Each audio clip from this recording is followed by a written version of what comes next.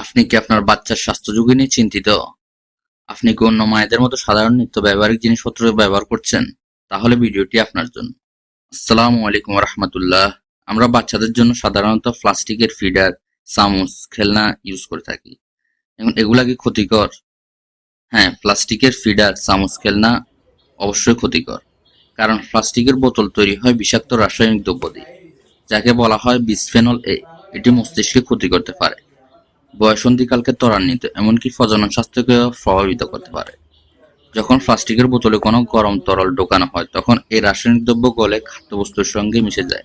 তাই ওই দুধ খাওয়ালে এক পর্যায়ে এটি শিশুর জন্য স্বাস্থ্য ঝুঁকির কারণ হয়। তাহলে আমরা প্লাস্টিকের বিপরীতে বা বিকল্প হিসাবে কি ব্যবহার করতে পারি? হ্যাঁ, এর সমাধান হিসাবে আমরা প্লাস্টিকের বিকল্প হিসাবে সিলিকন স্পুন ফিডার, চামচ, খেলনা, টিথারগুলো ব্যবহার করতে পারি।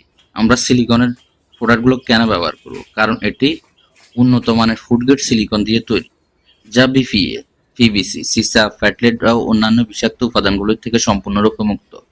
ফুড গ্রেড সিলিকন চামচ দাঁতের দাঁত অস্বস্তি দূর করতে এবং শিশুর মাড়ির মালিশ করতে সহায়তা করে। সিলিকন গন্ধ এবং দাগ প্রতিরোধী, এটি শিশুর খাবার সংরক্ষণ এবং খাওয়ানোর জন্য সম্পূর্ণ নিরাপদ। এটির সম্মুখভাগের সংযুক্ত চামচ অতি নরম, যা শিশুর খাদ্য গ্রহণের জন্য উপযুক্তভাবে তৈরি। এটি দ্বারা শিশুকে যেকোনো ফলের জুস, তরল দুধ, ব্লেন্ড করা সবজি ও তরল যেকোনো খাবার খাওয়াতে পারবেন এবং ওষুধও খাওয়াতে পারবেন। চামচ নরম হওয়ায় শিশুর মুখ ছিলে যাওয়ার ভয় নেই। হালকা চাপ দিলে চামচে খাবার বের হয়ে আসে।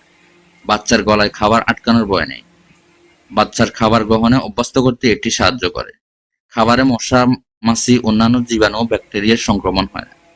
এটিতে ফ্রিজে শিশুর খাবার সংরক্ষণ করতে পারে। এবং এই সিলিকনের প্রোডাক্টগুলো যদি আমাদের থেকে নিতে চান, অবশ্যই নিচে আমাদের নাম্বার দেওয়া থাকে, আমাদের সাথে নির্দ্বিধায় যোগাযোগ করতে পারেন ও বিভিন্ন ধরনের ইনফরমেশনের জন্য কল দিয়ে জেনে নিতে পারেন। আর ভিডিওটি যদি আপনার উপকারে আসে, তাহলে অবশ্যই আমাদের পেজটি ফলো করবেন এবং শেয়ার দিবেন। আর আপনার কোনো কমেন্ট থাকলে বা বক্তব্য থাকলে নিচে কমেন্ট বক্সে অবশ্যই জানাবেন। আল্লাহ হাফেজ।